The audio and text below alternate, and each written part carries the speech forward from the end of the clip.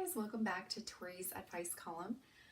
Today we'll be discussing one of our readers' concern with one of our coworkers who she's been talking to for some time now. And I want to first off thank you for writing to us, taking the time to write to us and share your concerns. I understand it can be frustrating. So I want to go over 3 key points today. Number 1, don't overthink. That can easily happen. And number 2, self-disclosure. And number 3, being able to listen and from there take action. So let's go ahead and get started here. So again, first key point, stop overthinking.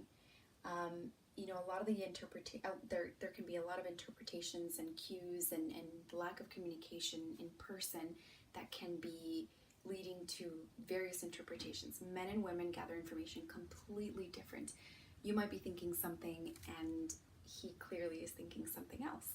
He might be fine with the texting back and forth, whereas you're wanting more of the in-person interactions, right?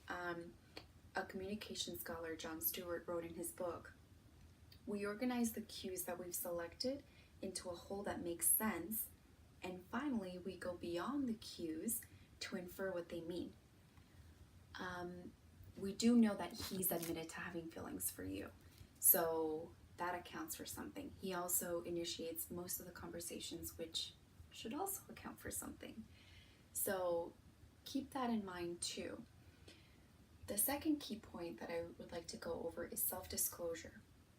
Why not just be honest and voice your concerns? Tell him how you feel. Maybe next time he initiates a text, instead of responding to the text, you give him a call and maybe start there. I personally tend to give people the benefit of the doubt.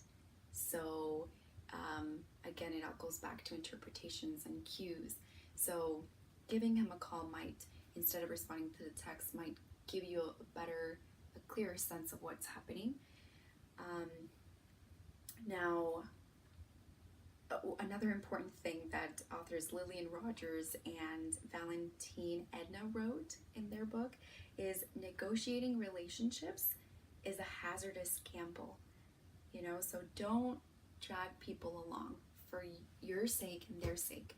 If we're not on the same page, let's be clear about that and voice those concerns so that we're not wasting anybody's time and we avoid expectations. So I think my advice would be to give him a call instead of responding to his text next time.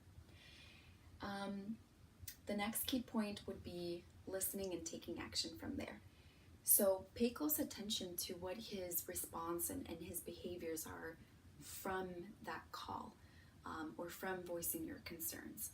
So that way from there you're able to make a decision and determine whether or not if this is something that you should continue to pursue, or simply letting it go, right? So because of all the texting back and forth, we're definitely losing a lot of the cognitive cues that gives us a better sense of what his true feelings are, what his true motives might be. I would definitely say that if the evasiveness continues even after taking the action to voice your concerns, I would be again upfront and telling him that that's not where you stand, and simply to avoid feeling uncomfortable at work, since you do work together. I know that you might be bumping into one another at work, so don't linger on. I think voice those concerns, pay attention to his behaviors. If the evasiveness continues, let it go. And keep that in mind also for future interactions with other people, whether it be friends, family. If there's something that is going in the back of your mind, voice those concerns so that you're, again, avoiding misinterpretation and getting feelings hurt.